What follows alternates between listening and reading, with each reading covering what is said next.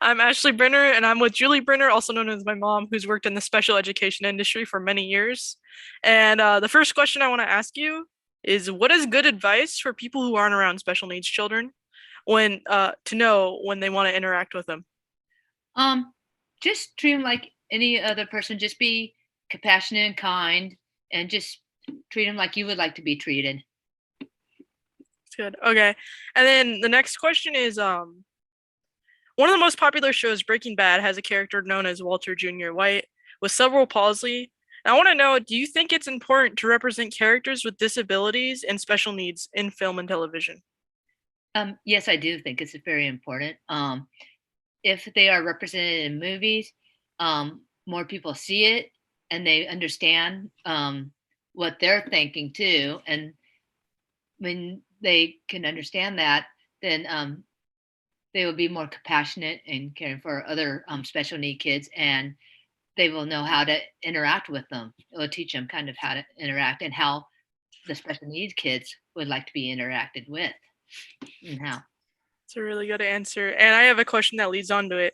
Do you think it is important to have actors with special needs represent special need characters? Like, for example, in A Quiet Place 2 and 1, Millicent Simmons is a deaf person. Do you think it was important for her to play a deaf role because she is a deaf person? Or do you think it doesn't matter? I think I think it does matter because they understand, that disability, and they can people can see through it if they don't have that disability. So, yes, I think it's important to have someone represent that character. Okay, and then I want to know this because this is more of a personal question. What was your favorite experience working in the special education field? Oh my goodness, I've had quite a few great experience, but overall, in general, in special ed, we take for granted little things that we can do, like brushing our teeth or putting on our shirt by ourselves. We take and when a kid can do that after working so hard for like maybe 6 months to a year, it is a big, big accomplishment, and that's what makes it all worth it being in the field. It's those minor, achievements that they make. It's so wholesome. Yeah. I remember you telling me stories about that growing up. Yeah, it, Um, it brings a smile to my eyes when I do. it is sweet. And this is kind of a little bit different, but do you think it's harder to be a teacher now with the regulations and rules compared to when we were younger? Do you think the education industry has changed in general? I do. I think the hardest part about education is the advocacy. Sometimes I understand parents need to have an advocate for their child, but sometimes it's so special ed people can't really do their job like in a comfortable and non-stressful way if they're worried about lawsuits and everything. So yes, it has changed quite a bit. More people um, are getting a lot more advocates, which is a lot is stressful when you're working under that condition instead of just you know working like just without the stress of that. It does put a lot of strain on the work in Yes, special ed. I've noticed there's been also like a lack of teachers too because of those like whole like era of like people believe that they're always right and they don't respect people's opinions, and I think that's really important that you brought that up with like the Yeah. yeah. But anyways, this is there any physical training needed to go into the like special education? Yes. In some severe to um, extremely severe to moderate class, there is special training. Sometimes those kids have behaviors that are aggressive, and you need to know how to deal with them without hurting them and yourself. Such, I took a SALT training class, so how to get out of a hair pole, and it taught you how to get away if a child bites you without, making any more harm to them or yourself. Is there anything you think people should know before going into the special education field?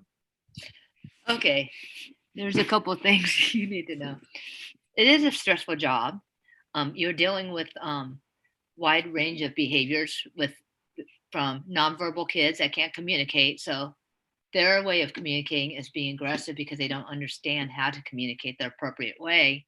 And then there's the um, ADHD kids that can't sit in their seats for very long because they don't have the attention span. So yeah, there there is it's a very stressful field, but there's also a lot of rewards to it. Good. Does that answer your question? Kind of. That is a very good answer. Yeah, I have to agree with that. Education's a very hard field to get into, and I admire people who go for it. You know. Yeah, and a lot special ed also has a lot of paperwork too, beyond just regular classroom teacher. I agree. Question 8. One of the ways you guys communicate is through sign language, and one of the things that I used growing up was, well, I use sign language for non-relevant school stuff, but it oddly actually helped me. It actually helped me growing up in the weirdest ways. Like even like at my fast food job, I was able to use sign language to help someone take their order. And I want to know, do you think like sign language, since you use it like with the special needs children sometimes, do you think it's something that should be like a base kit in like class, like a general ed? I think it should be along with like when your Spanish class and your French class. I think it should also be offered too as a language class. So Yes. I've noticed that it's not really like an option. At least at my high school, it wasn't, which is kind of disappointing because it's actually a really useful language. But it is last one, even before babies can talk, you can still use sign language. Like we used it on you and your brother, yeah, it's and like a subconscious thing. yeah, and even with the kids I work with now, they're some of them are too young to talk, and but they could say more in sign language, and they want more. So it alleviates that frustration. It really does. And then last but not least, what is your favorite thing about having kids? Oh my goodness, they bring me such joy. Um, it's just neat to see them grow up, and see what they're doing, and it's just fun to have kids, I believe, and it's it is fun. I've enjoyed having you and your brother. Thank You you. guys bring you guys are a gift from God, definitely. Thank you. All right. Well, thank you so much for doing this interview. I love you. I appreciate you. Okay, I love you too. Bye. To know when interacting with them. Just treat them like you would like to be treated, just with compassion. Mom, Kindness. your What? phone just went off in the background. Oh, Okay. sorry.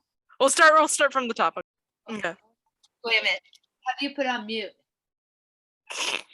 Okay, we'll edit this out. You just the little bar here, like on your phone. Oh, you know what? Okay. All right. Okay. Are Okay. we gonna start over again? Yeah. Okay. Oh, okay.